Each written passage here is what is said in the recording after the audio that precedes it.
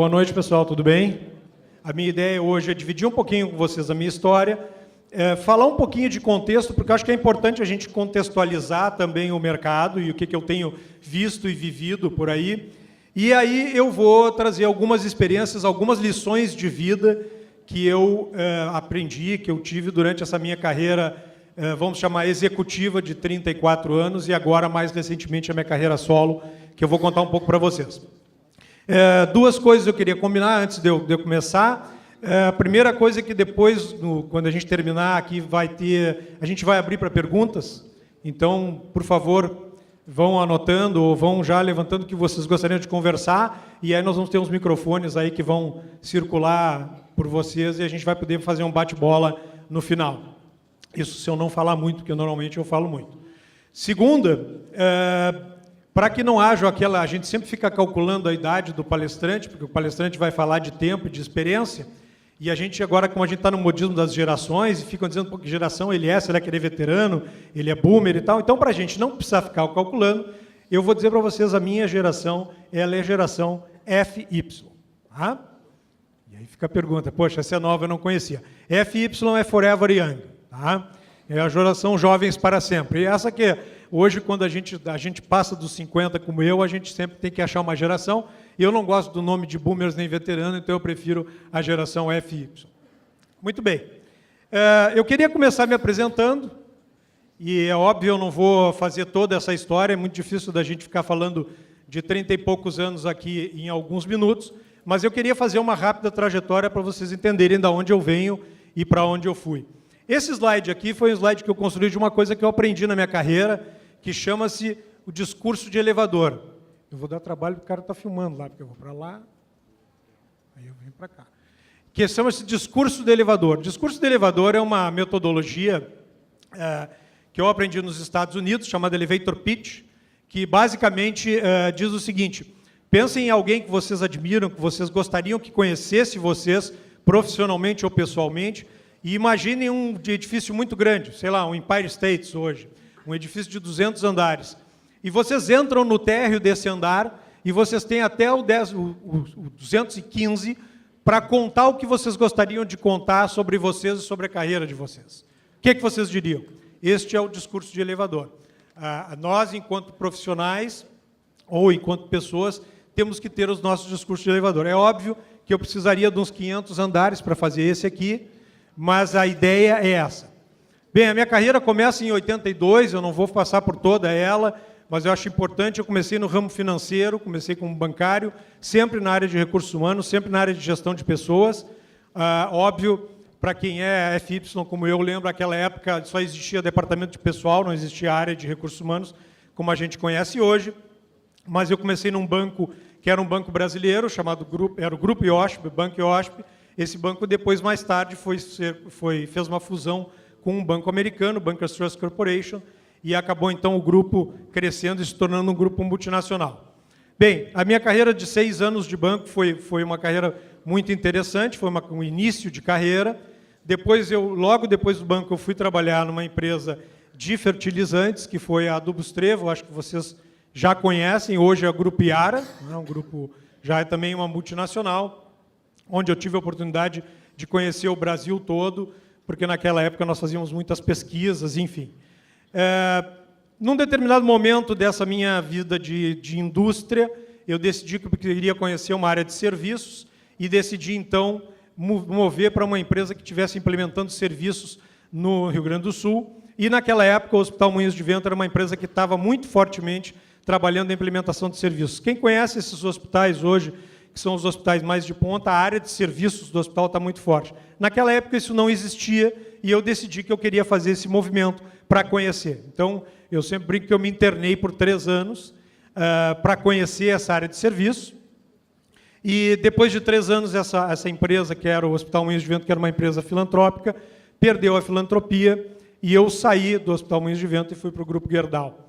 O Grupo Gerdau vocês conhecem, é um grupo forte brasileiro, multinacional, e naquela época, em 1993, por aí, estava fazendo muitas fusões, muitas aquisições, e eu fui ser a pessoa vamos dizer assim, que ajudava a implementar a empresa nas novas empresas compradas. Então, por conta disso, morei em Minas Gerais, morei em São Paulo, fui para a Bahia, enfim, fiz uma turnê muito grande, inclusive no interior do Rio Grande do Sul, por muitas empresas que eram compradas naquela época. Muito bem. Uma mudança interessante foi quando eu saí do Grupo Gerdau, eu decidi conhecer uma empresa familiar. Acho que vocês devem conhecer o Grupo Vonpara, que é o que tem hoje a franquia da Coca-Cola. E eu achei interessante fazer um movimento para conhecer um tipo de empresa que eu não tinha trabalhado ainda. Então, eu fui para o grupo, na verdade, o Grupo Von Tobel, né, o seu João Von Tobel, que era o dono e presidente na época, e eu reportava para o Ricardo Von Tobel, e eu fui o gerente de recursos humanos dessa empresa para todo o Rio Grande do Sul. Aí acontece um movimento bem interessante na minha carreira, um movimento inusitado, e eu vou comentar depois e que característica, que comportamento é esse, mas eu acho que a maioria deve lembrar, ou pelo menos já ouviu falar, do boom das telecom, que aconteceu, das telecomunicações, que aconteceu lá pelos anos de 97 e 98, quando houve a privatização das teles. Pois bem, nessa época surgiu uma empresa chamada Telet, não sei se vocês lembram desse nome, Telet, no Rio Grande do Sul, que era operador da banda B, e eu recebi o convite para ser o 15ª pessoa a começar na Telet. Por que foi um convite inusitado na minha carreira? Porque eu era gerente na Coca-Cola, tinha 45 pessoas reportando para mim, e o convite chegou para mim mais ou menos desta forma. De uma pessoa que tinha trabalhado comigo no passado, e disse, olha, Amorim, eu queria te fazer um convite para trabalhar conosco, numa empresa que ainda não existe, porque ela está se formando no mercado de telecomunicações. Como ela não existe, eu vou ter que... Não posso te oferecer um cargo, porque se ela não existe, não tem cargo. E, por consequência, como não tem cargo, não tem subordinados, porque não tem gente ainda, porque ela não existe, porque ela está sendo formada. E eu não posso te pagar a mesma coisa que tu está ganhando, eu posso te pagar um pouquinho menos. E eu disse, tudo que eu tinha sonhado na minha carreira, de receber de convite já no meio da carreira. Mas me venderam um sonho naquela época. E era o sonho de construir uma empresa do zero, de conquistar muitos prêmios, de ser reconhecido como uma empresa que era top ou ponta no mercado. E eu comprei esse sonho e fiz o meu movimento. Muito bem, em 2002, eu fiz um movimento planejado de carreira, onde eu entrei numa startup, porque não dizia uma empresa que estava começando, que era a Dell Computadores, no sul do Brasil. Me lembro até hoje de ter dito para minha esposa, quando eu entrei naquela época na empresa, olha, estou entrando numa empresa pequena, tem 250 funcionários, eu vou viajar pouco, não te preocupa, ela fica em Eldorado do Sul, uma cidade no interior, então tu fica muito tranquila com isso. Eu até hoje ouço isso de volta, né? Mas na época era uma empresa de 250 pessoas, que estava chegando no Brasil, tinha chegado em 1999, nós estamos no 2002, e eu assumiria a diretoria executiva de recursos humanos dessa empresa. Um detalhe importante, que quando veio esse convite para mim, eu ia ser a 6ª pessoa a ser contratada nessa empresa no período de 3 anos para a mesma função. A brincadeira na época é que existia uma cadeira ejetora que o executivo sentava e 5 meses depois ejetava ele para fora da cadeira. Eu, inclusive, tenho um prêmio que eu ganhei de permanência, de recorde de permanência de 6 meses de empresa. Muito bem. O que se dizia na época era welcome to Dell, welcome to hell. Mas me disseram, olha, não entra porque é uma pedreira, tu não fala inglês, os caras são americanos do Texas, é muito complicado e tal, e vocês vão ver que esse tipo de coisa meio que permeou essa minha vida de empreendedor interno.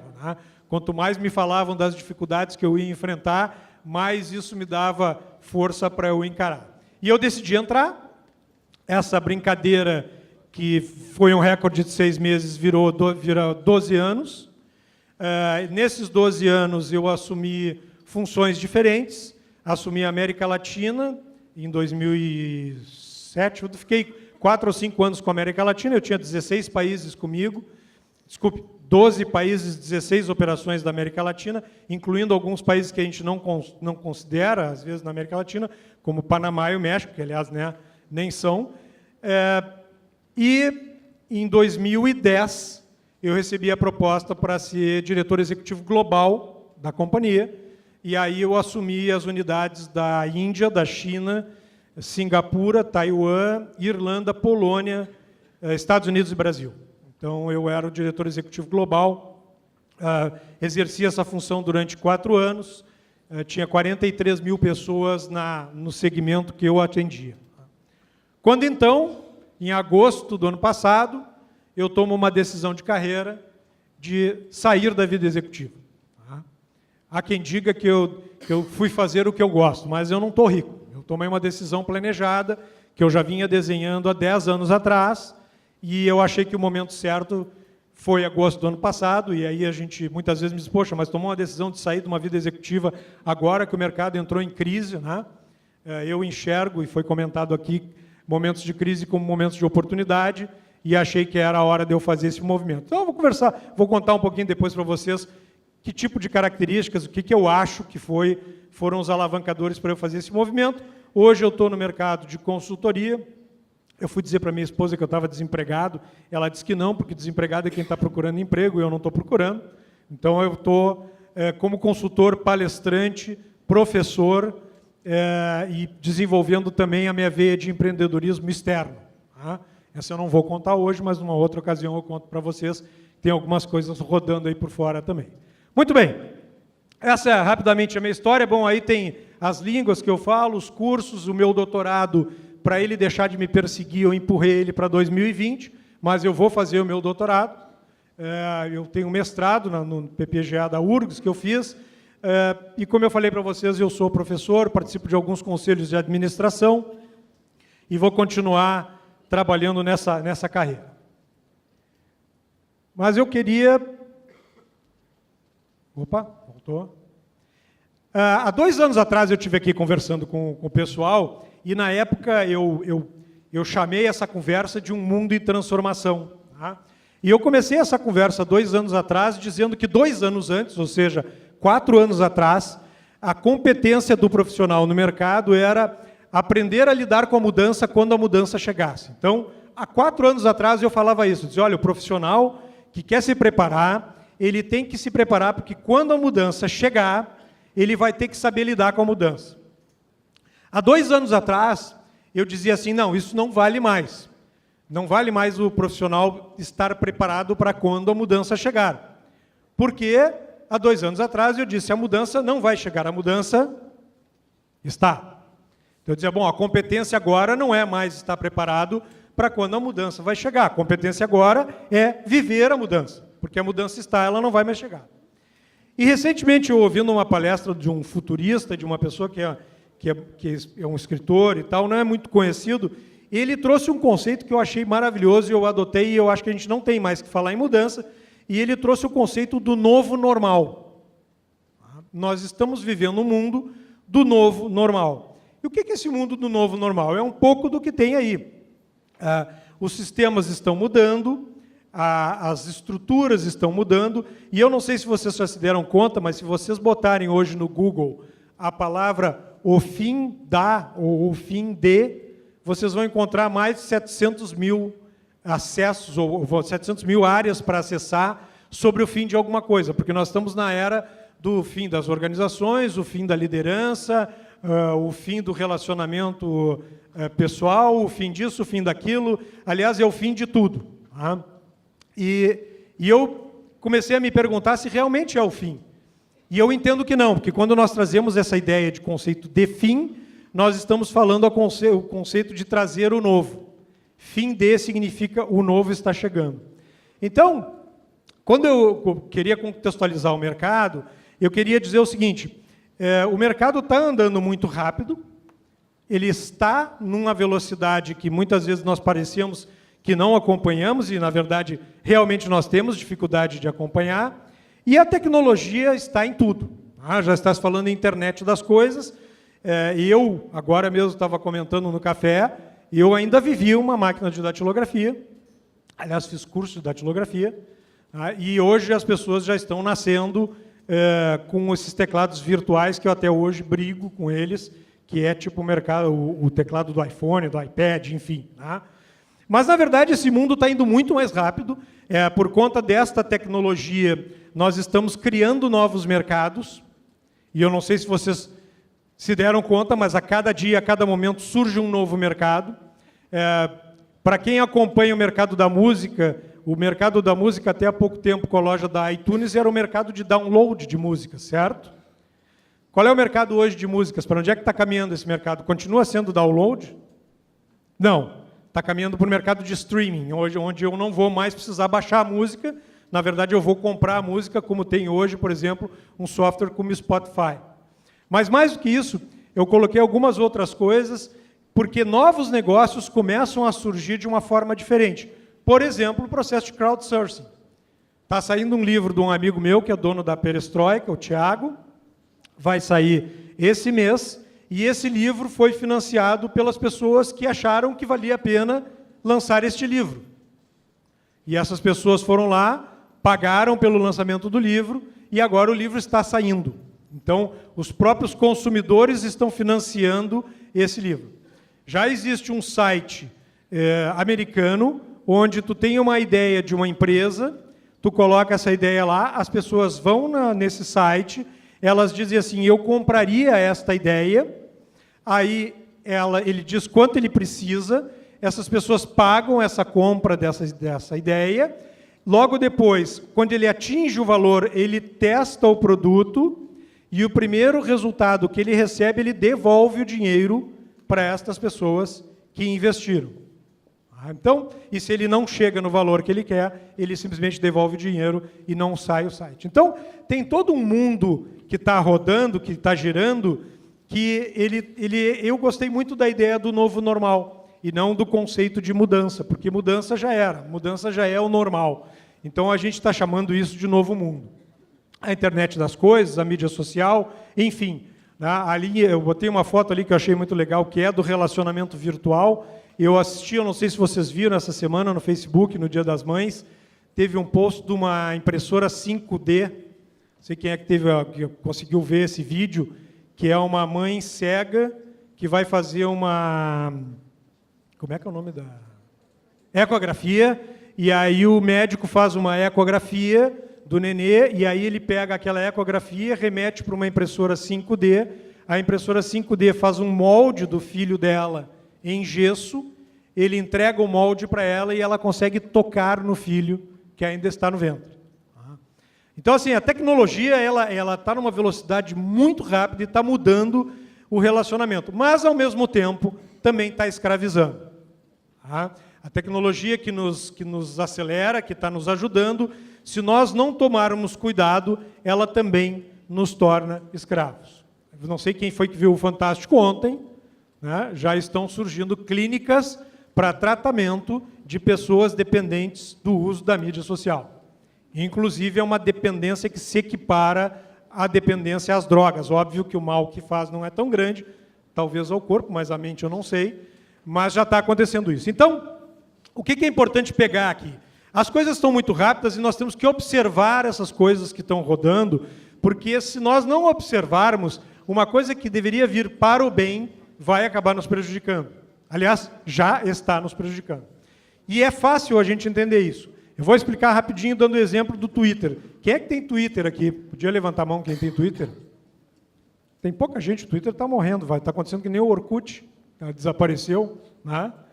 Mas olha só, quando lançaram o Twitter a primeira vez, eu tinha um amigo meu, ele está vivo ainda, ele é um palestrante, escritor, empresário, empreendedor, e esse cara começou no Twitter junto comigo, e ele tuitava 24/7. Sabe o que é tuitar 24/7? É 24 horas, 7 dias por semana, e ele tuitava coisas interessantes, ele não tuitava só assim, hoje eu estou bem, acordei mal, meu chefe é bom. Não é isso. Ele tuitava artigos, ele tuitava coisas muito interessantes.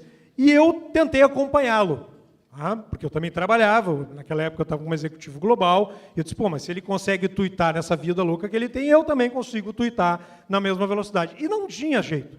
Eu estava entrando em crise mental, já me sentindo um incompetente completo, aliás, já com 2 monitores no meu computador, já com o mobile na mão, tentando tuitar e não conseguia. Um dia eu encontro ele em São Paulo.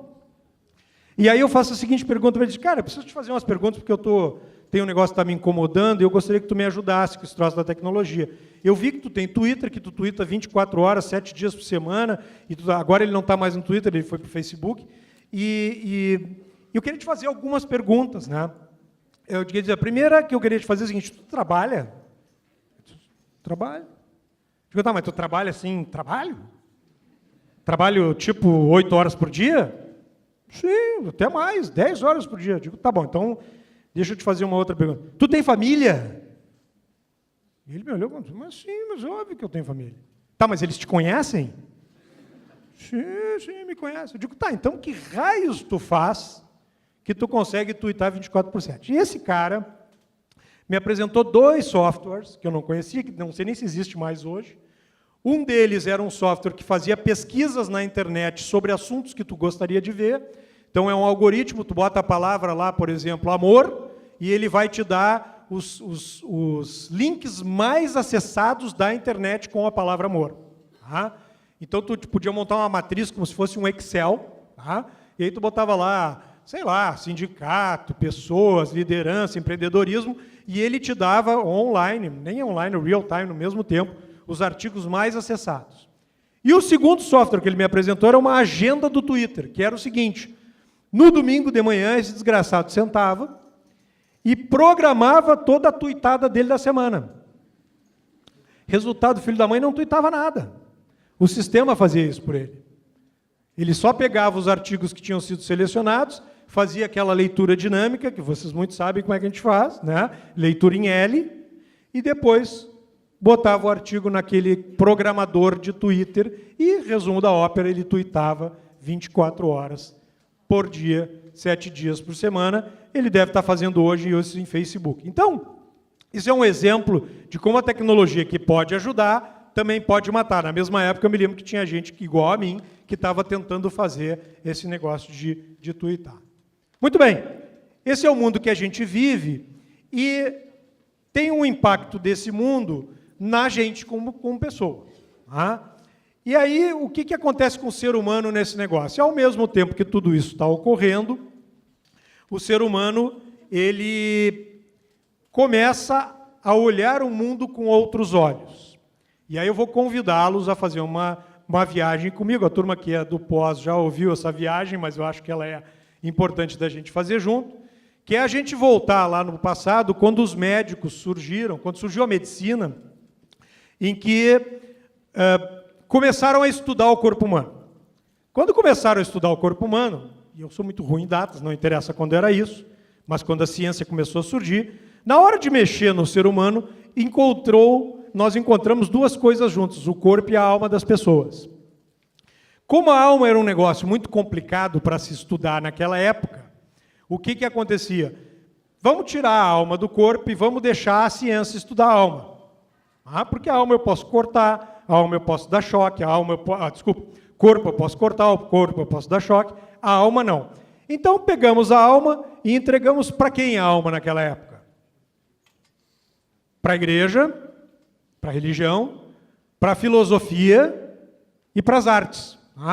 Olha, vocês estudem esse negócio aí que é muito complexo para nós, que a gente não pode tocar, e deixa comigo o corpo. E nós fomos evoluindo ao longo do tempo com este conceito, que aliás muita gente ainda acha, que o corpo é separado da alma. Por conta desse conceito de corpo separado de alma, é que na época que eu comecei a trabalhar, o meu chefe me dizia, olha, quando tu chegar no trabalho, tua vida pessoal fica lá fora. Quando tu sair do trabalho, tu pega a tua vida pessoal de volta, e aí tu pode viver, tu pode chorar, tu pode te emocionar. Mas aqui não. Eu, inclusive, estou escrevendo um livro, e um dos capítulos do meu livro chama-se Fomos Gerentes de Zumbis. Porque nós éramos zumbis, certo? Se tu deixava a vida pessoal lá fora, tu entrava na organização desta forma. Só repete o que o chefe diz, não chora, não te emociona, não pode ter DR. Não pode, sabe o que é DR? Não. DR é discussão do relacionamento, tá? A juventude aqui sabe o que é, não? Os forever talvez ainda não, mas quem tem filho já sabe. Então é o seguinte, a gente entrava na organização dessa forma. Eu me lembro disso. Não tinha tempo, tu não podia te emocionar, tu não podia ter nada, nós éramos zumbis. E a vida pessoal ficava lá fora. Ora, por conta disso, nós temos muitos antagonismos hoje, que é o certo e o errado, o sim e o não, o corpo e a alma, o homem e a mulher, e a gente vive um mundo antagônico. A gente vive um mundo em que as coisas são opostas. Mas isto começa a mudar. Quando é que a gente começa a levar, vou metaforicamente, a alma para dentro da organização, para dentro do trabalho? Quando é que a alma começa a entrar? Quando surge na nossa vida um negócio chamado internet. Mais à frente, depois da internet, surge um outro negócio chamado mídia social. E aí a mídia social, como que num passe de mágica, traz para dentro da organização a nossa vida pessoal. Eu sei que tem empresas que não dão acesso à mídia social, mas a gente sabe que nem que seja no banheirinho, abaixadinho com o celularzinho, a gente está dando uma postadinha, né? Dando um likezinho. Porque a gente faz isso. Né? E aí, como se fosse um passe de mágica, a tal da alma entrou para dentro da organização, e isso traz um efeito no ser humano. E esse efeito no ser humano se transforma em um nomezinho que já existia desde que a gente nasceu, desde os primórdios da humanidade, uma palavrinha que as pessoas começaram a usar e está se repetindo e está sendo o horror da vida de alguns líderes, que as pessoas começaram a dizer que querem ser felizes. Eu, pelo menos até hoje, não vi ninguém que tem como meta ser infeliz. Mas as pessoas começaram a dizer, eu quero ser feliz. E agora eu quero ser feliz no trabalho. Dá para perceber o antagonismo desse negócio? Trabalho vem da palavra tripalium, que é castigo. E eu quero ser feliz sendo castigado. Ah? Mas olha que entra esse papo de felicidade. E aí nós começamos a viver o mundo que a gente está vivendo. Eu não sei vocês, mas eu quero ser feliz. E eu não quero esperar mais 85 anos para ser feliz. Quero ser feliz aqui e agora. Muito bem. Então o mundo passa a se relacionar como uma rede neural, lá da minha esquerda. Antigamente nós tínhamos uma rede que era muito mais centralizada, isso vale para a hierarquia, isso vale para a forma de relacionamento. Num determinado momento essa rede meio que descentraliza, e agora a gente passa a viver um mundo em que eu acho, cada vez mais, está se construindo como se constrói as ligações dos neurônios no cérebro, que vocês sabem que são as sinapses, e que já está mais do que provado que as sinapses se refazem toda hora, todo momento, depende do que a gente está fazendo, de onde a gente está fazendo. Por isso que dizem que a gente tem que provocar o nosso cérebro para que as sinapses possam se refazer. O mundo passou a ser um mundo descentralizado. E é dentro desse mundo que a gente está vivendo. E é dentro desse mundo que eu queria trazer algumas experiências que eu entendo que nós poderíamos compartilhar aqui. Eu queria falar sobre o processo de aprendizado antes das experiências, eu me esqueci desse slide, mas acho que é importante. Gente, eu estava vendo um filme chamado Eu Maior, eu não sei se vocês tiveram a oportunidade de ver, é um filme freeware, que vocês podem baixar, e shareware, podem baixar, ele é de graça, e é sobre filosofia e tal. Eu estou fazendo um curso de filosofia agora, e nesse curso tem um físico nuclear que define o processo do conhecimento. E eu achei ele muito legal e eu queria, como a gente vai entrar numa jornada de aprendizagem, eu queria trazer para vocês. Ele diz assim, o conhecimento é como se fosse uma ilha, onde aquilo que a gente sabe é a terra, e aquilo que a gente não sabe é a água que está em volta da terra. Mas a realidade é a seguinte, quanto mais a gente sabe, e quanto mais a parcela de terra aumenta, mais a parcela de água que envolve a terra aumenta também. Ora, o que ele quis dizer com isso? Que o conhecimento é infinito. E que o nosso cérebro ele só para de aprender quando? Quando a gente morre. Tá? E mesmo assim, quem acredita em outras vidas, pode ser que ele continue depois. Mas quando a gente morre, ele para de aprender. E um exemplo disso, que eu provoco para qualquer um, é tenta olhar uma palavra e não ler, a não ser que seja analfabeto, mas não sendo analfabeto, tentem olhar para uma palavra e não ler a palavra. Simplesmente eu vou olhar para aquela palavra lá e não ver o que está escrito. Vocês conseguem não ver o que está escrito? É porque o cérebro está constantemente aprendendo. Então, o processo de aprendizagem, ele é um processo que ele é constante, ele é infinito, e, mais um detalhe, nós nunca saberemos tudo sobre tudo. Nunca. Isso não é para se suicidar. Isso é uma realidade. É só para a gente relaxar um pouquinho, Porque já que a gente vai ter que aprender a vida inteira e nós não vamos aprender tudo sobre tudo, qual é o caminho? O caminho é a gente achar a melhor forma de aprender, a forma que dá prazer de aprender. Eu tenho um amigo, acho que vocês devem conhecer, já deve ter estado aqui, o Dado Schneider. Numa conversa com o Dado, uma vez ele trouxe uma metáfora, nem metáfora, foi uma frase que o Delfim Neto usou na época da inflação alta nesse país e que eu queria usar para falar sobre aprendizado. Perguntaram para o Delfim Neto, inflação de 63% ao mês, diz assim, doutor Delfim, o senhor que é ministro do Planejamento, o que o senhor tem para dizer ao povo sobre essa inflação de 63% ao mês? E o Delfim, um cara muito inteligente, diz assim, naquela época não se dizia brasileiros e brasileiras, diz assim, meus caros, o que eu tenho para dizer para vocês com relação a essa inflação de 63% é o seguinte, pior que a realidade, só as perspectivas. Dá um tempinho para a gente chegar lá, mas assim, o aprendizado é isso. Pior que a realidade, só as perspectivas, porque a gente vai ter que continuar aprendendo. Então, se a gente vai ter que continuar aprendendo, minha provocação é, vamos achar o caminho. Se alguém aprende assistindo, vai assistir mais. Se alguém aprende lendo, vai ler mais. Se alguém aprende por tato, por fazendo, vai fazer mais. Mas vamos achar o caminho de aprendizado que nos ajuda a ir nessa jornada, porque essa jornada, assim como vocês estão aqui, ela vai continuar. Ela não tem idade, porque ela só termina quando o cérebro para. E quando o cérebro para, a gente morreu. Faz sentido? Alguém já sentiu o cérebro fritando? Muito bem. Vamos falar então de como é que a gente constrói essa liderança, e eu queria dividir com vocês algumas das minhas experiências que vão, espero que possam servir como ponto de reflexão para o empreendedorismo, ponto de reflexão para a gente se tornar um líder. E eu queria começar falando sobre um conceito de empresa válida e de ser humano válido.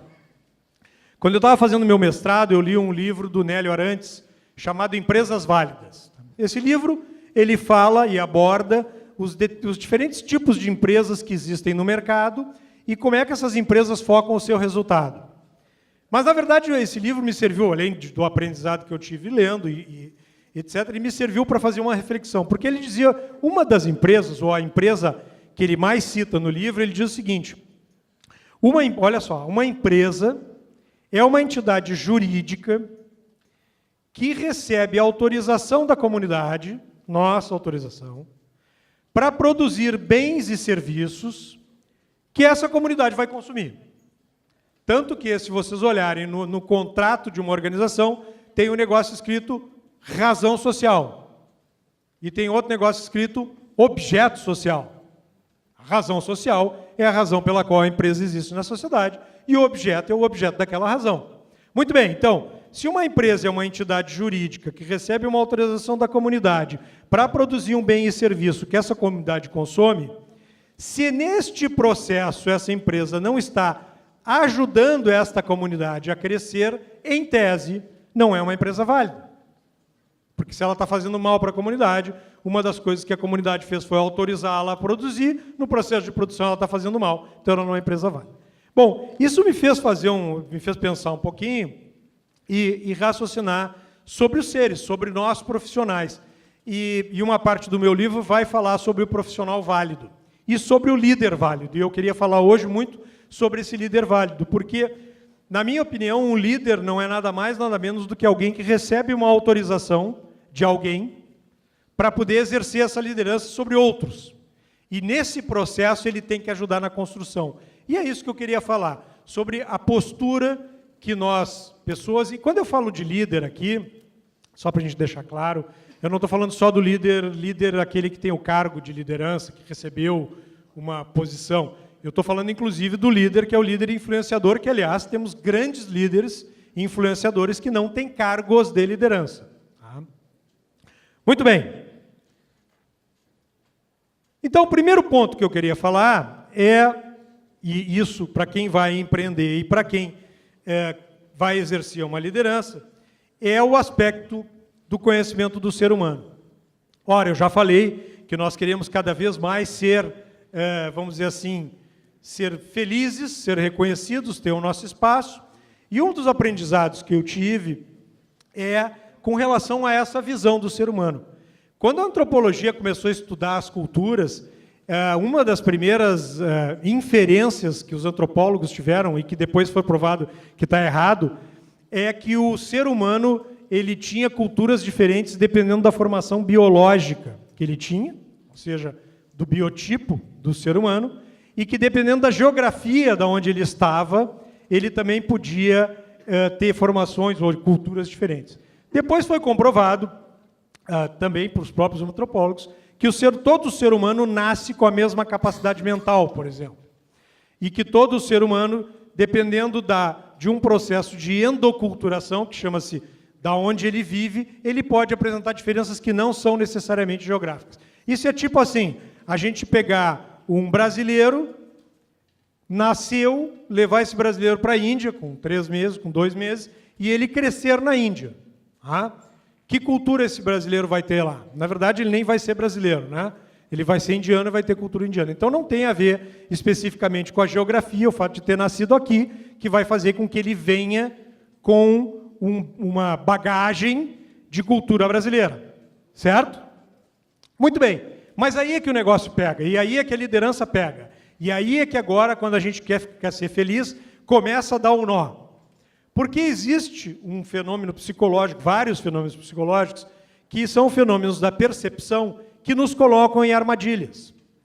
E que nos levam em armadilhas, e aí, quando a gente começa a fazer a interação com as pessoas, a gente tende a cair nessas armadilhas.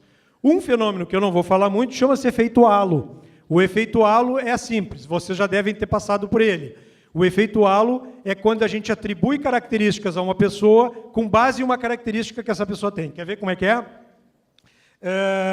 Aquele rapaz ou aquela menina é agradável, então ela é inteligente.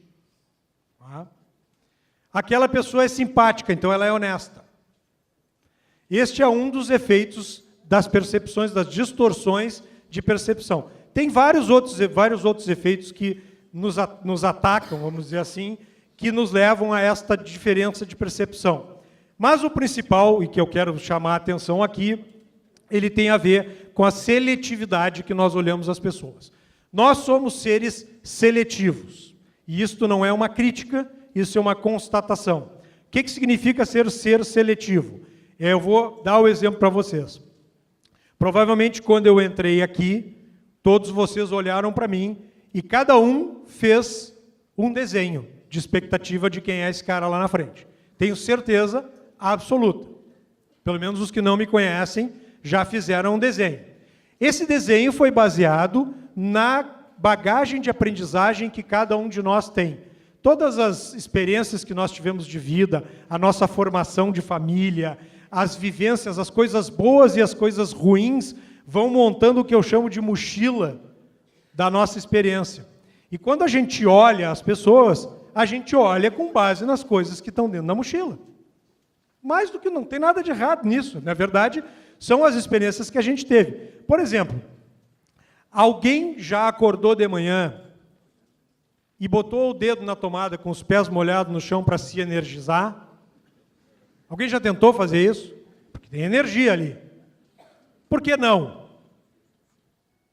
Porque provavelmente ou vocês ouviram falar, ou leram, ouviram e botaram na bagagem uma informação tipo, não bota os dedos na tomada com o pé molhado. Bom, eu sou motociclista, isso é uma outra área que depois eu conto para vocês. E durante muitos anos eu tive motocicleta de velocidade. Saí da vida de motociclista de velocidade, porque senão eu ia sair literalmente da vida. Estava correndo demais. Mas eu me lembro que na época uma das coisas que me preocupava é que eu não podia andar sem essas motocicletas. Hoje ando a 250, 270, 280 km por hora. Mas por que eu não andava dentro da cidade, na rua de paralelepípedo, a 250? Porque a chance de ser a última vez que eu andaria era muito grande. Quem me disse isso? A experiência, a história. Muito bem. Essa bagagem que a gente coloca nos faz perceber o ser humano seletivamente. E essa percepção seletiva, ela se traduz como estereótipos. Então, vocês já devem ter ouvido falar, por exemplo, que baixinho é invocado. Já ouviram falar? Eu conheço um baixinho invocado, meu cunhado. Já foi preso 2 vezes, tá? Por briga de rua, assim. E advogado, hein? Nada contra advogado. Tá? Mas baixinho é invocado. Tá? Por que vocês ouviram que baixinho é invocado? Quantos conhecem baixinhos invocados? Não precisa levantar a mão, mas só pensa. Muita gente não conhece, mas entra um baixinho, o baixinho já entra na mesinha e diz, é invocadinho. Tá? Tá? Outra coisa, o que mais? Barbudo é sujo. Barba é suja. Eu fui barbudo durante muito tempo e eu ouvia isso. Não tem nada a ver. Pode ter a ver com alguma experiência que alguém teve em algum momento e que a gente coloca. Muito bem, quando a gente começa a perceber o ser humano, nós percebemos seletivamente isso é um problema para nós. Principalmente para aqueles que são líderes e querem liderar. E, de novo, conceito de liderança de empreendedor. Muito bem, vamos botar mais uma pimentinha nesse negócio? O brasileiro, por essência, é um ser etnocentrista. Agora pegou. O que é etnocentrismo? Etnocentrismo é eu ter o olhar para o outro com base na minha cultura. Querem ver como é que funciona? Vou fazer uma pergunta, ninguém precisa me responder aqui. De que lado do carro dirige o britânico? Só pensa. Talvez não numa plateia elitizada como eu tenho aqui, mas se eu pedisse para levantar a mão quem pensou do lado errado, nós teríamos muitas mãos levantadas. Lado errado de quem? Esta é uma visão etnocentrista. Essa mesma visão etnocentrista é que nos faz concluir coisas, e aí a gente não precisa sair muito do nosso país, faz a gente concluir coisas de uma forma que não deveria ser concluída. Eu vou dar alguns exemplos para vocês que eu vivi. Eu tinha contratado uma pessoa de São Paulo para trabalhar em Porto Alegre.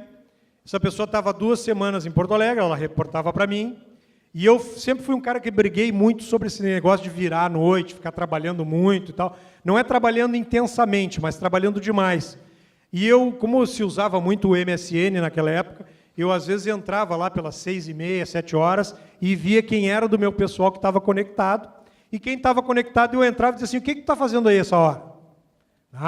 Ou muitas vezes, quando eu estava fisicamente no local, que eu enxergava alguém e dizia, vai para casa, porque já são 7 horas da noite, se tem algum problema de priorização, alguma coisa que eu possa ajudar, eu faço, mas não vamos ficar trabalhando todos os dias até 7, 8, 10 horas da noite. Muito bem, e eu comecei a fazer isso com essa pessoa, como eu fazia com todas as pessoas, porque eu acreditava, na minha visão etnocêntrica, seletiva, de que as pessoas tinham que ir embora cedo. Passou 2 semanas, essa pessoa me procura, me chama e diz, Amorim, eu preciso conversar contigo. Eu estou muito incomodada com tu estar me mandando embora mais cedo. Eu disse, não entendi. Eu disse, não, todo dia tu vem aqui, tu está dizendo que 5h30, 6 horas eu tenho que ir embora, e aí eu tenho que levantar e tenho que ir para casa. Faz 2 semanas, ou 3 semanas que eu vim de São Paulo, eu não tenho televisão, eu não tenho geladeira, eu só tenho um colchão e eu não tenho amigo, tu tá me mandando, eu estou enlouquecendo. Deixa eu ficar aqui. Pelo menos aqui eu tenho a internet, eu tenho até chegar minhas coisas, até eu ter meus amigos. Então, essa mesma pessoa, alguns meses depois, eu me vi sentado com ela, discutindo priorização de atividades, porque ela tinha algumas coisas que ela já estava fazendo, e aí ela estava ficando muito tempo. Por que isso é importante? Porque a gente tem que sair dessa visão etnocêntrica para ir para a visão de entender o outro. Vou dar mais um exemplo nessa minha vida global. Eu não sei quem é que já trabalhou com empresa americana ou trabalha em empresa americana. O americano tem um processo que eles chamam de answer first. Primeira resposta vem imediata, que vem da racionalidade do americano de olhar das coisas. Não é crítica, é constatação. Muito bem. Como é que funciona esse processo para o americano?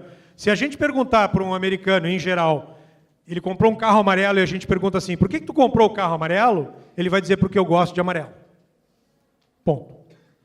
Agora vamos fazer essa mesma pergunta para o brasileiro. Por que tu comprou um carro amarelo? Como é que veio a resposta? Pois bem, eu estava caminhando no fim de semana, passando pelas concessionárias, e aí na concessionária 1 eu vi, mas tinha um carro, mas era um Peugeot, eu não gostei, aí eu saí do Peugeot e falei, mas falar em concessionária, eu fui no parcão, mas aí eu fui no parque também, porque eu estava tomando chimarrão, e eu tomando chimarrão, e aí vai, e talvez lá no final, ele vai dizer assim, e aí eu comprei o carro porque eu gosto do amarelo. Tá? O que eu chamo, eu dizia para o americano, chamava-se answer sometimes. Tá? Então, o brasileiro é answer sometimes e o americano é answer first. Ora, quem é que está certo? Os dois estão certos. Não tem certo e errado nessa relação. O que está errado é eu achar que ele está errado e ele achar que eu estou errado. Então, a primeira coisa que eu fazia quando vinha um americano que não conhecia bem o brasileiro, eu sentava e dizia, senta aqui no colinho do tio e nós vamos falar sobre answer first e answer sometimes. Mas olha agora só, eu fui pego nesse truque, porque aí eu tive funcionários chineses. E aí eu tinha um diretor e mais 2 funcionários na China. Mas eu já sou um cara elucidado, eu sei que eu tenho que cuidar com isso aqui. E comecei a me relacionar bem com meus funcionários chineses, falando em inglês. Vocês imaginam que relação maravilhosa. Mas eu tinha um problema, que era o seguinte, eu achava os caras muito lentos.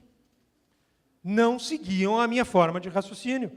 E eu, inclusive, fui fazer um coach, porque eu achava que eu estava com um problema, que eu não conseguia me explicar em inglês. De repente, meu inglês era muito ruim, porque eu não acho, não, as pessoas estavam muito tempo lá na China, não iam ser lentas. Ora, que descubro eu que a lógica de raciocínio oriental não é a mesma lógica de raciocínio do brasileiro. Simples como isso. Quer ver? Vamos pensar numa balada ou num bar ou numa conversa informal de um grupo de brasileiros. Como é que, se a gente pudesse fazer um desenho dessa conversa, como é que ela faz? A gente começa aqui, aí a gente faz uma curva, né? A gente vai para lá, a gente volta para cá, vai para lá, daqui a pouco nunca mais volta, entra numa outra curva, mais ou menos assim, né?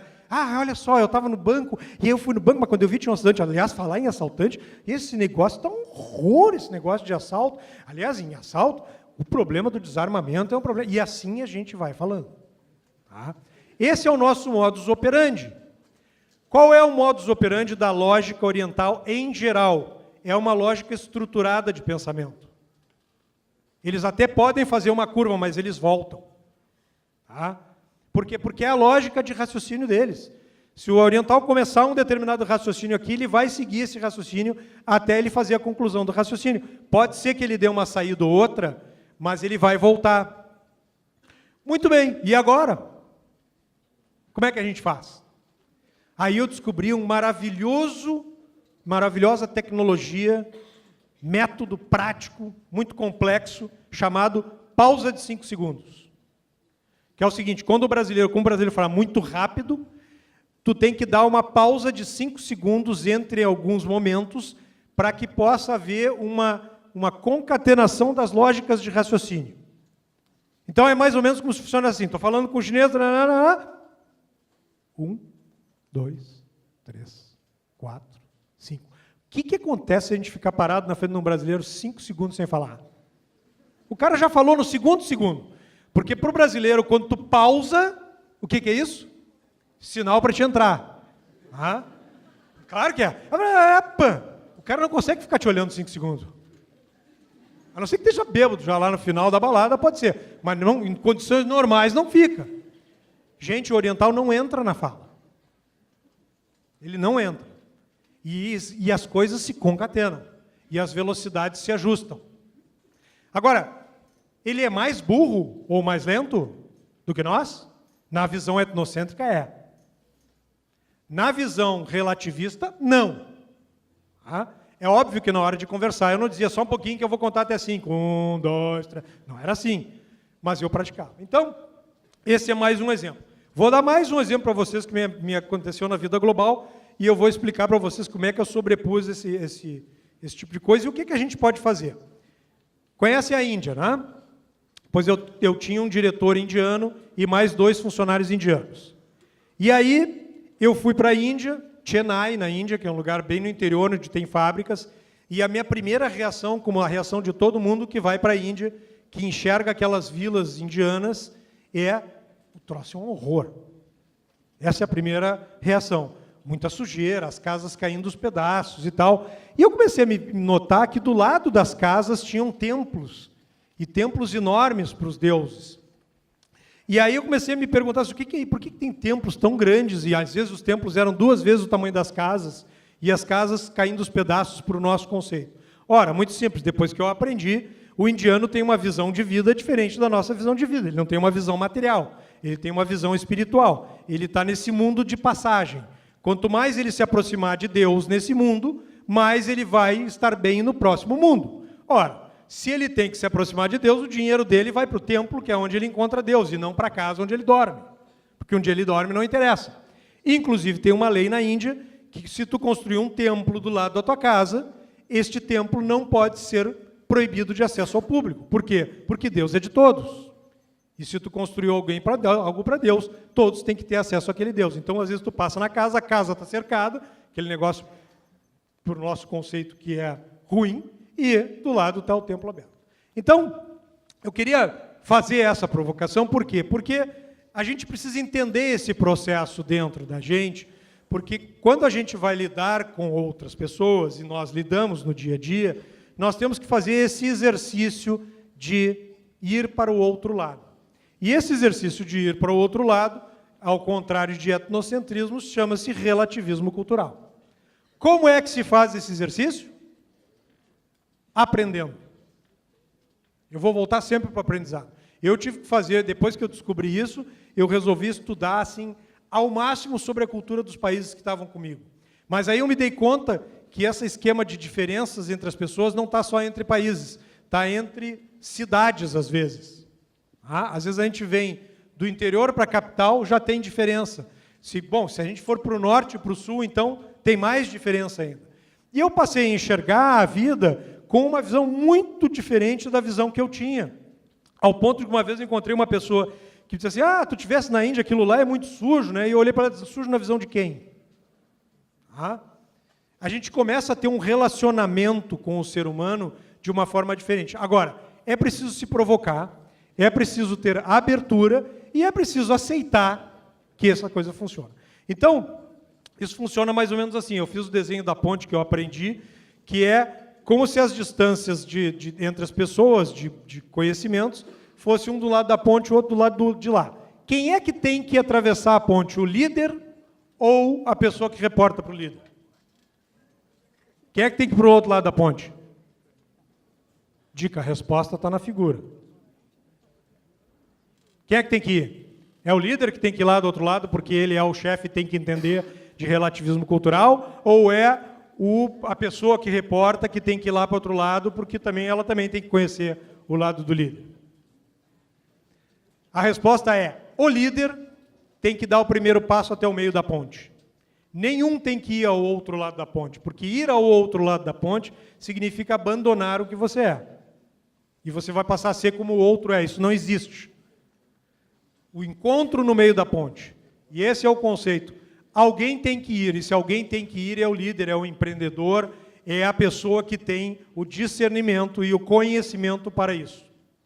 E ir até o meio da ponte significa aprender e entender qual é a mochila que aquela pessoa está carregando. O que tem dentro da mochila dela. Isso antigamente, simplistamente, a gente chamava de empatia. Ainda se chama. Ok? Muito bem.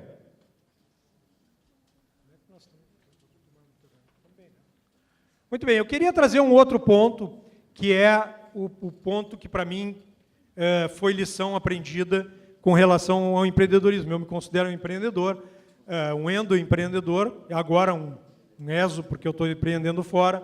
Mas uma das coisas que muito me travou na minha carreira foi a questão do medo. E aí eu queria dividir com vocês esse aspecto da questão do medo, porque eu aprendi com isso. E o medo... Eu tinha muito medo de fazer as coisas. Eu sou um cara tímido, dá para ver, né? Eu sou extremamente tímido. Mas eu sou tímido, eu fui tímido, eu continuo sendo tímido, e eu sempre tive medo de muitas coisas na minha vida. Uma delas era conversar com muita gente. Quando tinham 2 pessoas para eu conversar, ou mais de 2, eu entrava em crise 3 vezes no banheiro, tomava uma maracujina, respira, treme, sua. Aprendi até técnicas de falar em público, porque eu tinha medo de falar em público. Então, uma delas é que tu nunca segura uma folha pela parte de baixo quando tu está nervoso, porque a folha treme. Segura nas 2 pontas e estica, só não rasga. Mas segura e estica, porque daí as pessoas não veem que tu está nervoso. Mas eu tinha esse medo. E uma das coisas que eu sempre tentei fazer foi eliminar esse medo. Eu que passei metade da minha vida tentando eliminar meu medo. Até que eu estava escutando o Drauzio Varela uma vez no Fantástico, há muito tempo, e o Drauzio me acendeu uma luz assim mudou a minha vida. E ele simplesmente falou que o medo é um instinto de preservação animal. E como instinto de preservação animal, não pode ser eliminado. Porque aquilo que é instintivo, nós não coordenamos. Nós não podemos dizer se eu vou ter ou não vou ter o medo. O medo existe porque a nossa espécie tem que se preservar. É o medo que faz a gente matar quando nós somos ameaçados. Por quê? Porque ele joga para frente um instinto de preservação. Ora, essa foi minha grande descoberta. E a grande descoberta foi a seguinte: bom, mas se eu não posso eliminar o medo, o que eu faço com o medo? Troco de carreira? Não vai ser palestrante, vai ser outra coisa na vida. Tá? Não, eu vou dominar o medo. E em várias etapas da minha vida, eu dominei e ainda domino o medo. Tá, mas e como é que a gente domina o medo? Eu vou trazer de novo um dos slides que eu botei, com conhecimento. A melhor forma de dominar o medo é com o conhecimento e com o aprendizado. Então, eu vou dizer para vocês como é que funciona e vocês vão ver. Está numa reunião de diretoria com o dono da empresa, e aí a gente está sentado ali e a gente tem medo de falar em público, porque a gente, ou de falar, ou de perguntar, porque quando a gente foi criado lá no colégio, na faculdade isso não acontece mais, mas no colégio, teve um professor que quando a gente fez uma pergunta chamou a gente de idiota, e a gente guardou aquilo e trouxe para a vida: não pergunte mais, porque vão te chamar de idiota. E com isso a gente virou altamente passivo, e aí a gente está naquela reunião onde é um momento de exposição, onde eu posso fazer a diferença, onde eu posso mostrar que eu tenho conhecimento, e o cara faz uma pergunta e eu travo. Nunca ninguém travou? Eu já travei várias vezes. Pior, como é que a gente trava na aula? A gente trava na aula com a síndrome do lápis caído, né? Quando o professor diz assim, quero um voluntário, e o lápis cai, e a gente começa a procurar o lápis. É assim que a gente trava na aula. Aí o professor mais esperto, ele pega aquele que se abaixou para pegar o lápis, voluntário. Muito bem. Aí chega naquela hora que o cara faz uma pergunta, eu penso na resposta, mas eu não dou a resposta. E adivinha o que acontece? O cara do lado dá a resposta, igual a minha. Eu digo, era exatamente o que eu ia dizer. Viu? E aí eu começo, ó. Por quê? Porque o medo naquele momento não estava dominado. Então, um grande aprendizado para quando a gente quer protagonizar, e eu trouxe a palavra protagonismo como uma palavra que, para mim, ela anda junto com o empreendedorismo. A primeira coisa é a gente dominar os nossos medos. E para dominar os nossos medos, a gente precisa primeiro entender que a gente não vai eliminar. E segundo, a gente tem que ter conhecimento. Gente, só se posiciona quem conhece. Não adianta entrar numa reunião de acionistas e querer dar uma opinião sobre um negócio se tu não conhece o negócio. É bem simples isso. Não adianta querer entrar numa reunião onde a gente está discutindo um investimento novo, um empreendimento novo, se eu não conheço alguma coisa. E veja, lembrem-se de novo, parem e lembrem-se do conceito da ilha. Conhecer até onde dá para ser conhecido. Não é dominar o conhecimento. E aí é que mora o negócio. Porque muitas vezes eu travei porque eu achei que eu não sabia o suficiente sobre. Pô, mas na verdade o suficiente sobre não existia. Eu sabia o suficiente para aquele momento. Que anda junto com o aspecto da gente correr risco. Vocês sabem que empreender é correr riscos. E como isso nos trava na hora de protagonizar. Isso nos trava na hora de empreender. E a minha lição foi essa. Vou dar um exemplo para vocês. Eu passei, numa das minhas funções, eu passei 2 anos brigando para ter uma posição, ganhar uma vaga, para contratar uma pessoa. E a pessoa que eu estava preparando para ser promovida para aquela vaga, que aliás está hoje nessa vaga, eu ganhei a vaga assim, do dia para a noite. Eu não sei quem é que já tem mais experiência em empresas Bom, a grande maioria das empresas flutua assim, daqui a pouco entra num negócio de congelamento de vagas, não se contrata mais, daqui a pouco descongela, congela. Então, assim, eu ganhava e perdia aquela vaga até o dia que eu ganhei. O dia que eu ganhei, a Lu, que era a pessoa que eu promovi, estava com 5 meses de gravidez. E eu tive um aprendizado de vida, acho que coisa de berço, não sei, ou de lições, de que eu sempre olhei a mulher no mercado de trabalho com uma linha igual. Eu nunca achei que gravidez fosse doença, apesar de ter tido chefe que tinha me falado isso. E eu cheguei e disse assim, bom, o que vai acontecer se eu promovê-la com 5 meses de gravidez? Nós estamos numa época um pouco atrás em que isso não era uma coisa natural. Mas eu decidi. Eu disse, olha, eu acredito nisso, acredito que uma coisa não tem a ver com a outra. Eu me preparei para assumir o período que ela ia ficar fora em maternidade. Naquela época não eram 6 meses, eram 180 dias. E eu disse, eu vou tocar e vou promover. E fui e promovi. E não perguntei para ninguém se podia promover ou não podia promover, porque eu acreditava que ela era a pessoa certa, tinha sido preparada, e não era nada mais justo do que eu conseguir aquela posição e promovê-la. Resumo, nada aconteceu de ruim. Ao contrário, por incrível que pareça, deu um impacto no mercado enorme isso, porque não era uma prática natural. E isso, para mim, me ajudou a ser um profissional mais completo naquela época, por ter simplesmente tomado uma decisão, corrido um risco e enfrentado um medo que eu tinha de que, bom, eu vou fazer alguma coisa que ninguém está fazendo no mercado. Isso foi a mesma coisa que me fez sair da Coca-Cola, como eu falei para vocês, e ir para a Telete na época, e sair de uma empresa com segurança e ir para um momento de startup, de uma coisa nova.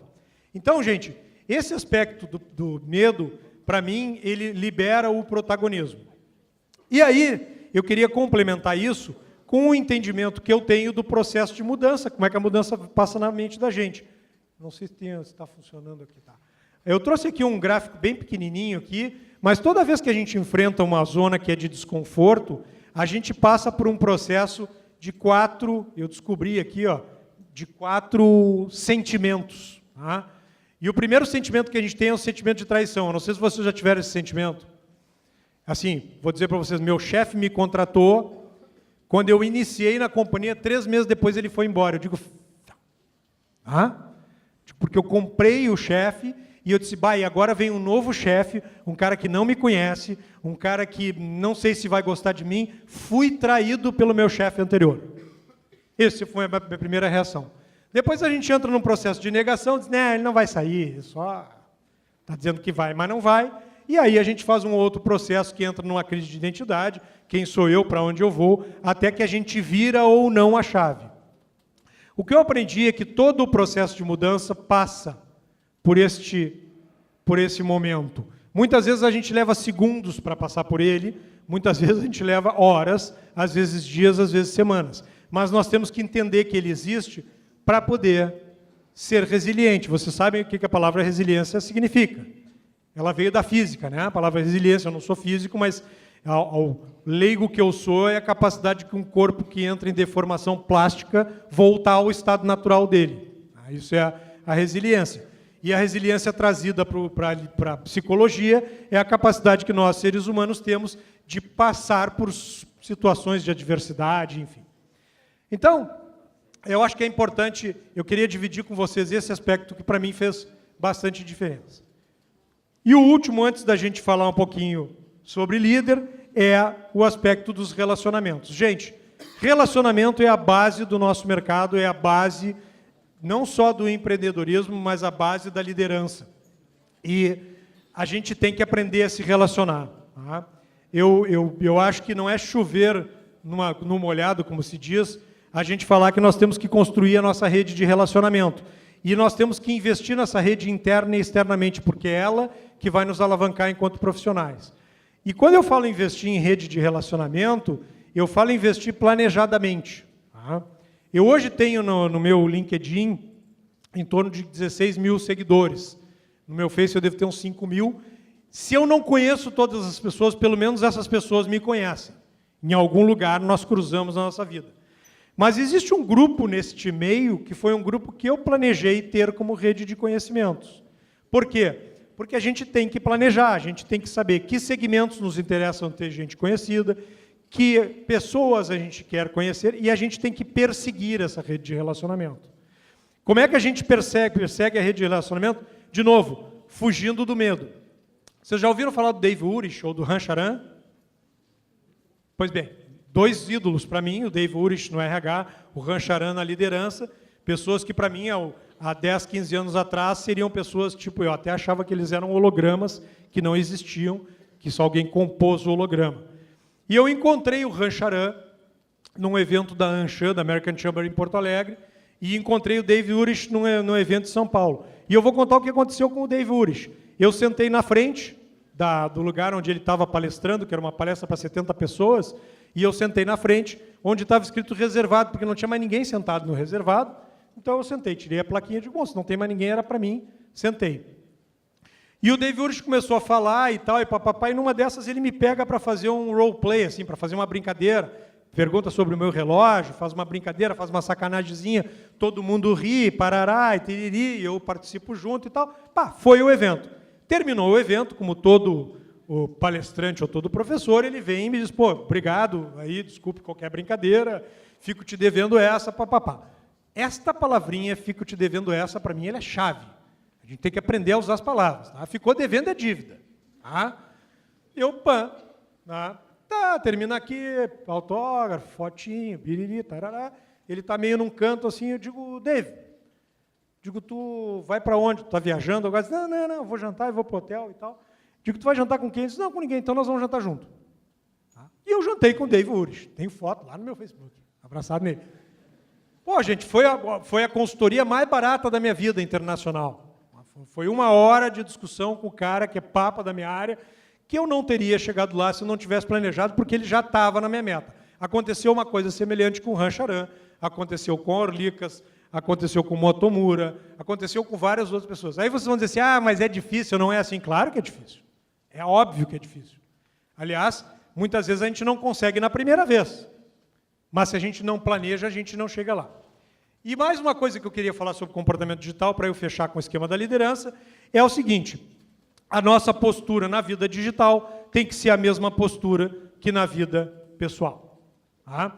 Quando a gente fala em rede de relacionamento, eu já ouvi gente dizer assim, não, mas lá no meu Face eu tenho tudo privado, lá no meu Twitter, no meu não sei o quê. Gente, quem entrou na vida social digital, entrou na vida aberta.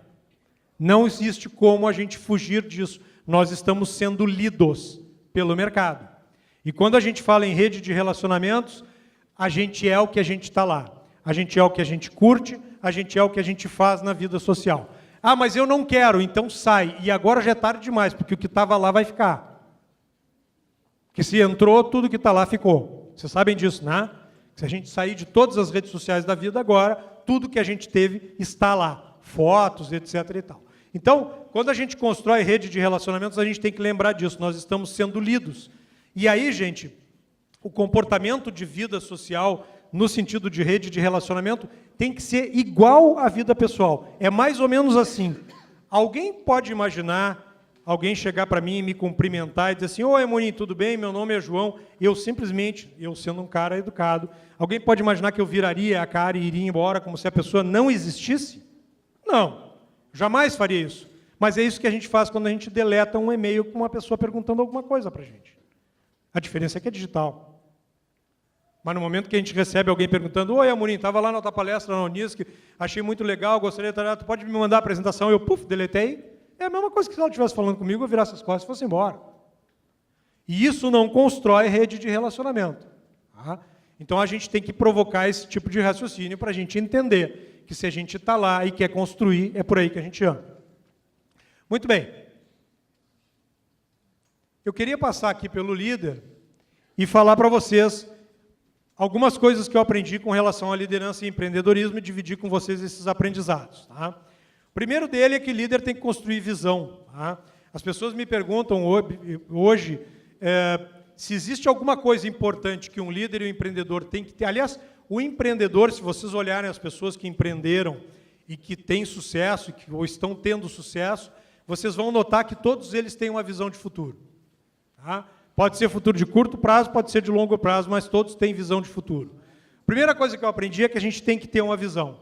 Mesmo que eu seja um líder interno, que eu seja um gerente de uma organização, eu tenho que ter qual a minha visão. Para onde é que eu vou? Porque as pessoas querem enxergar, querem ter essa visão. Segunda coisa é com relação aos propósitos e aos valores. Eu trabalhei em RH durante 34 anos como corporação e agora eu estou na vida, como eu falei para você, solo. Mas eu sempre provoquei a turma de recrutamento e seleção dizendo assim, o meu sonho é o dia que nós vamos ter o processo de seleção por valores.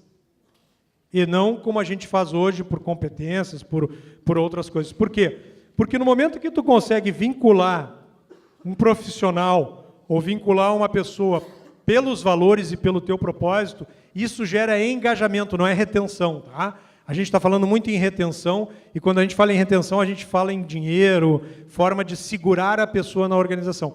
Engajar tem a ver com vinculação de propósito e vinculação de valores. Ou vocês não se ligam quando tem um link de propósito, assim, pô, aquele propósito eu gosto, a gente se entrega quando a gente tem ligação de propósito.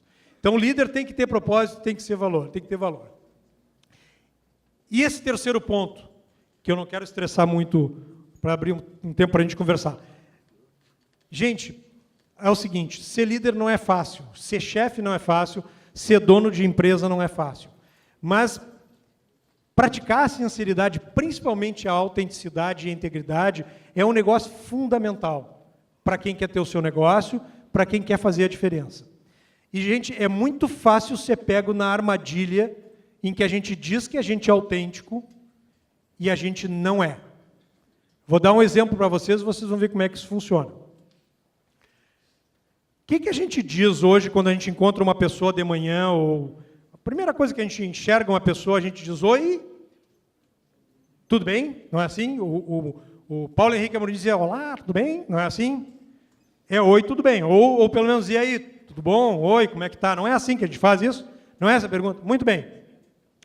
Eu estava com a minha filha no hospital, na CTI, 15 dias internada, 2 anos de idade, com uma bactéria que a gente não descobria, e eu, vocês, quem é pai sabe, estava entrando em crise, porque não sabia mais o que fazer, estava desesperado. Naquela época, eu ainda tinha uma ideia de que, bom, não interessa a vida pessoal, que eu era da época dos zumbis ainda, então era trabalho, e eu fui trabalhar, mesmo com a cabeça do jeito que estava. E aí eu cheguei no trabalho, primeira coisa, quando eu sentei, tocou o telefone, era o meu líder. Era de manhã, eu atendo o telefone, o que ele me diz? Oi, Amorim, tudo bem? Só que eu dou a resposta que ninguém está preparado para ouvir. Não está bem, e eu comecei a chorar. Desabei naquela hora, estava precisando de uma pergunta para me jogar, porque eu não podia desabar na frente da minha esposa, lá no hospital, e começo a chorar, e digo, olha, minha filha está quase morrendo, eu estou desesperado, e não sei o quê. E o que o meu líder diz? Ok, mas eu te liguei para a gente falar daquela apresentação que a gente tem que fazer hoje de tarde. Dá para pegar, sabe? Por quê? Porque a gente aprende que é polido perguntar tudo bem, e que é educado a gente dizer tudo bem, e que é educado a gente perguntar como as pessoas estão, e é educado, claro que é. Agora, a grande questão é que se nós estamos numa posição diferenciada e nós queremos nos diferenciar, nós temos que saber lidar com o tudo mal. Bom, mas e se eu não sei lidar? Então, quando chegar de manhã, tu dizia, aí tudo? Não bota o bem no meio do caminho, porque se botar o bem pode vir o mal. Mas como é que eu aprendo a lidar? E aí vem o truque que eu acho que muita gente cai na armadilha de liderança, que é a gente achar que líder, que dono, que empreendedor tem que resolver o mundo e resolver tudo. E a gente acha que tem que resolver tudo. E é um grande erro o líder achar que ele tem que resolver tudo. Ele é um facilitador das coisas. Vou dar um outro exemplo para vocês. Eu tinha um funcionário que tinha sido transferido para um outro estado. Quando ele foi, o filho dele maior ficou em Porto Alegre, foi ele e a esposa, um filho pequeno.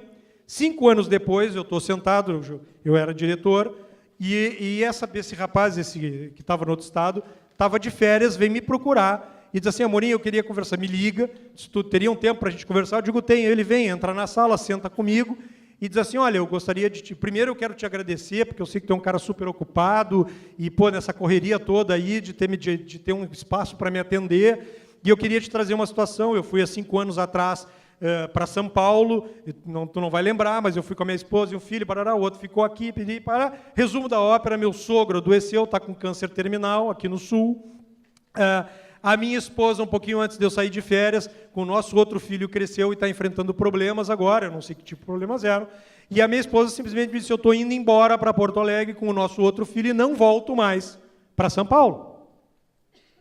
E este foi o problema que ele trouxe para a mesa. Muito bem, se a gente olha com uma visão de que eu tenho que resolver tudo, talvez até seja fácil dar uma resposta. Dizer, olha, nós não temos política de transferência, o lugar onde tu está não tem essa função aqui, tu vai ter que pedir demissão e vir para cá ou achar uma alternativa. Infelizmente, eu não posso te ajudar.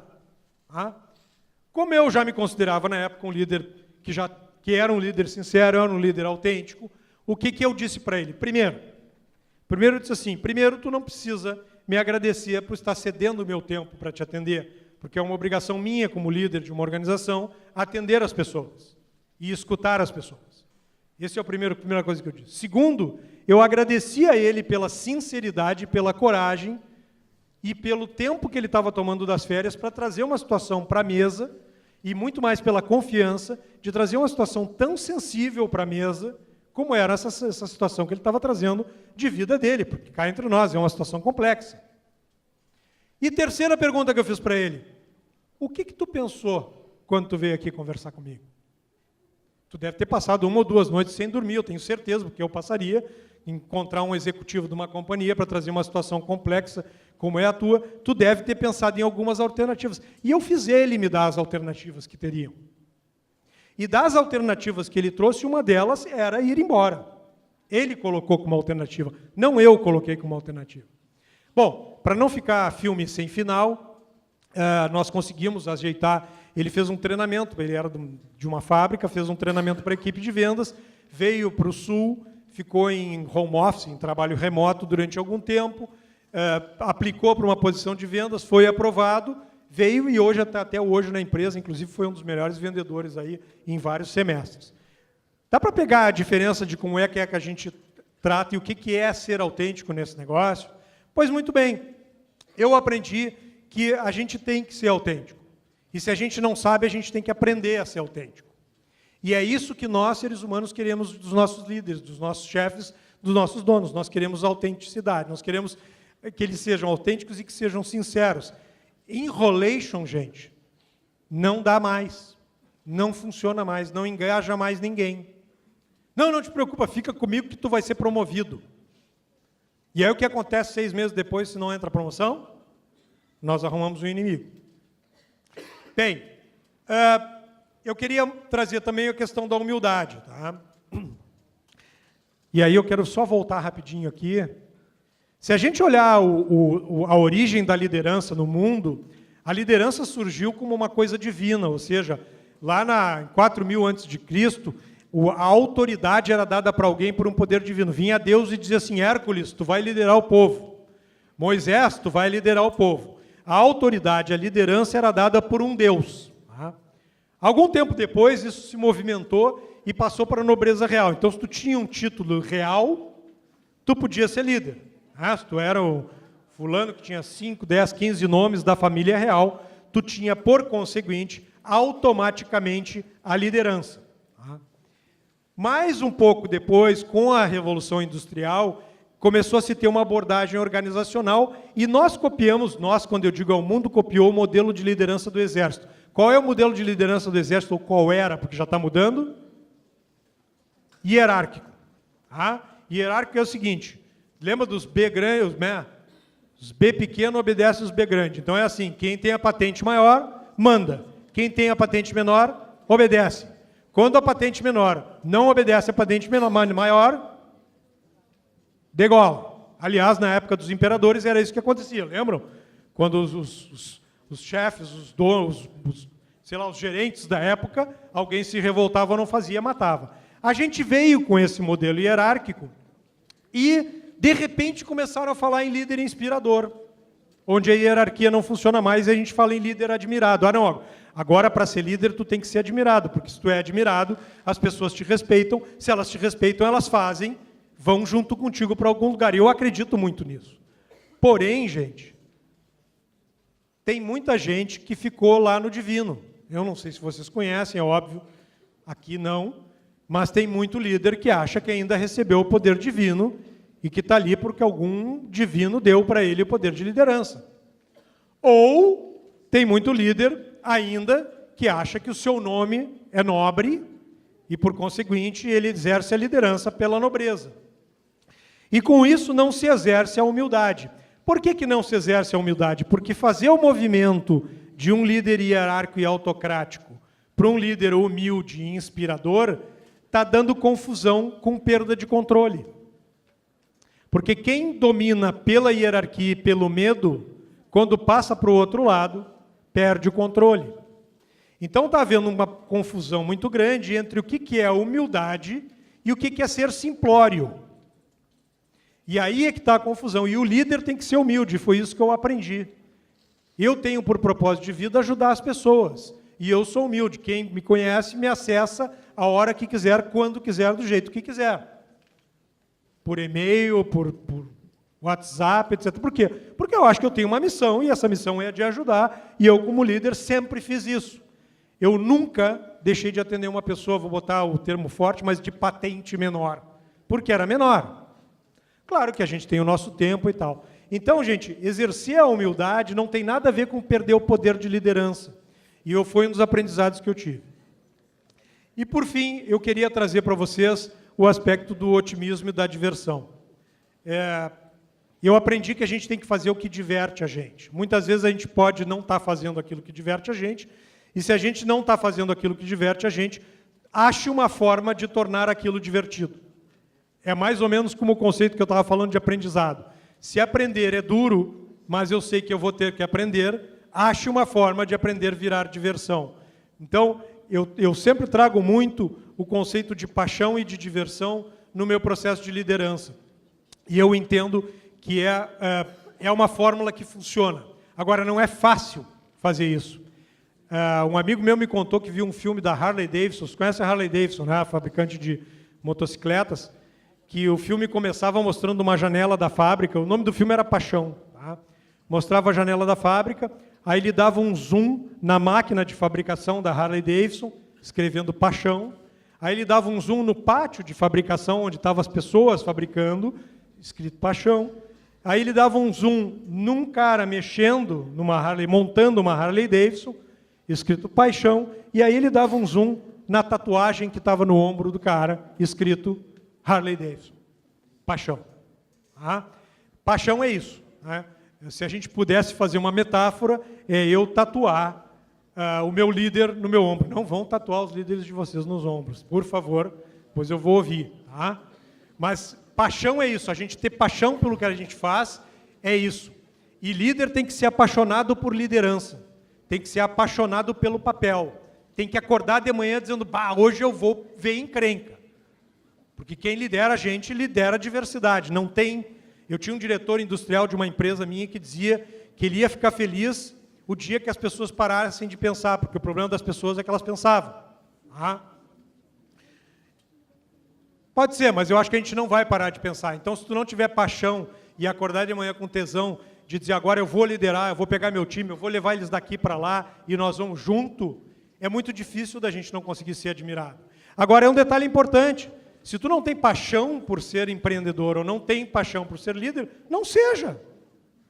Tranquilo, o mundo tem espaço para todo mundo. Vamos parar com o estresse de que todo mundo tem que chegar lá. A gente chega onde está bom para a gente, onde a gente está se divertindo. Tá?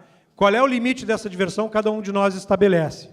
Então, a mensagem, eu vou deixar esses slides, depois pode ficar com vocês. A mensagem que eu queria dizer para vocês é assim, ó, vamos parar de reclamar que está chovendo e vamos parar de reclamar que a tempestade está ruim e que nós estamos em ano de crise, agora mesmo estamos falando ali, e vamos enxergar as áreas de oportunidades que estão aparecendo. O símbolo oriental para a crise é o mesmo símbolo que é usado para a oportunidade. Ah?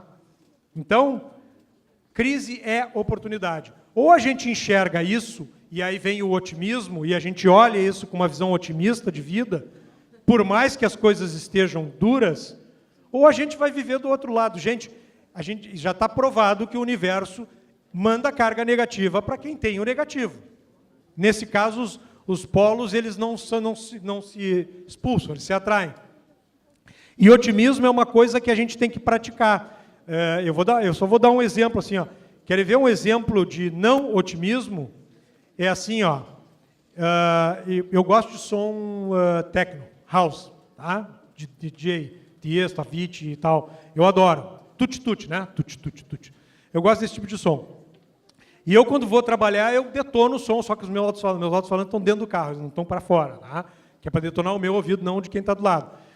E, pô, aquilo ali me energiza, aquilo me dá adrenalina, eu chego cheio de bombado, quase que meu carro vai só na batida, não precisa nem ligar o motor, de manhã.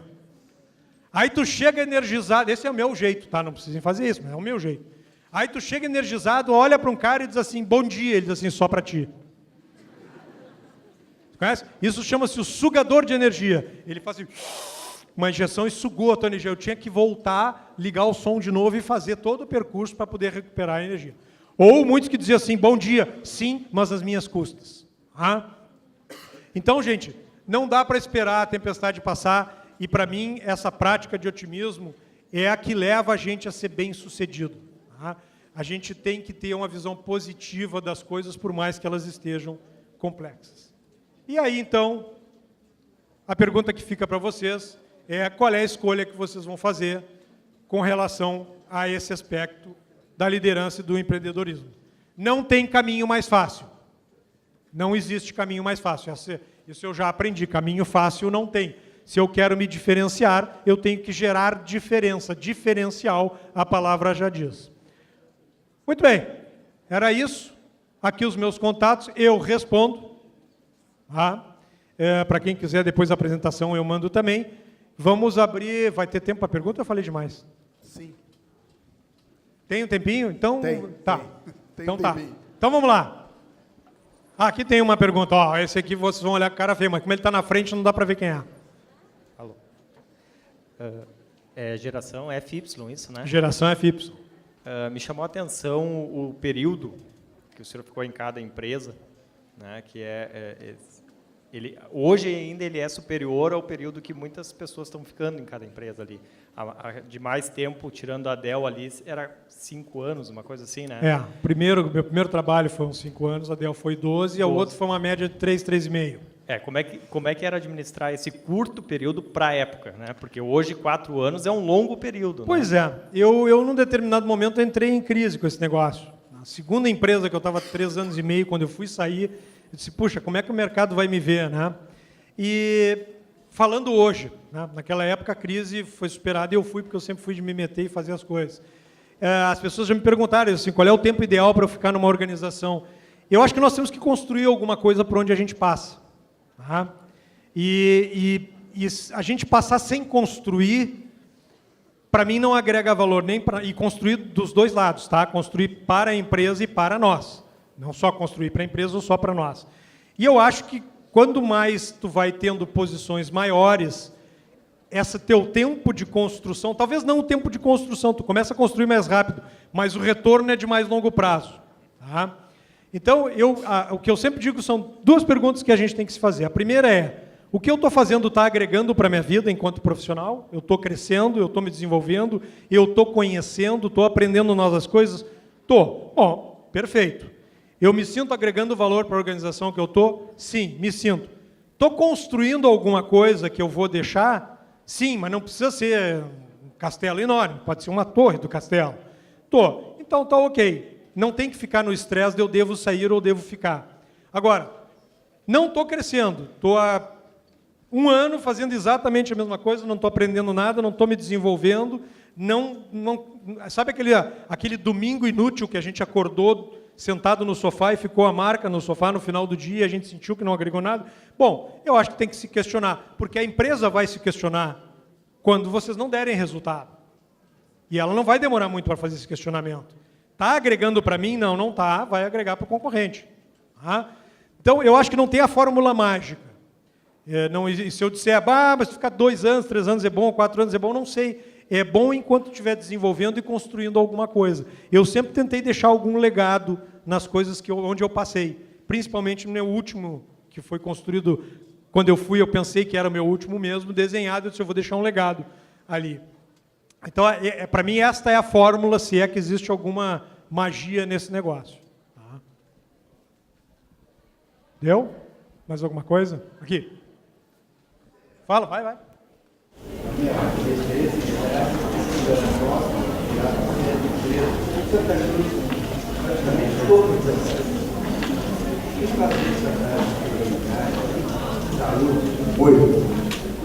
Essa saúde nas empresas, quando se tem até uma frustração de ver os modelos que a gente tinha, digamos, há 30 anos atrás, praticamente todas desapareceram. Onde é que está o erro? O que fazer para manter essa energia, digamos, saudável por mais tempo? Bom, eu vou falar do lado das pessoas, tá? Porque assim, eu estou começando a minha experiência como empresário, espero que daqui a uns 5 anos eu possa estar te falando que a minha empresa ainda está aí, né? Mas eu acho que tem muito a ver com o que eu estava falando de propósito, tá? E acho, e assim, eu não sou o expert em organizações para dar a melhor resposta, mas eu vejo que muitas empresas elas se perdem nessa consistência de razão de existir, tá? Um exemplo que eu me lembro do meu mestrado era o exemplo das empresas de transporte por trem ferroviário, que as que sobreviveram num determinado momento da sua existência enxergaram que elas eram empresas de transporte e não de transporte ferroviário.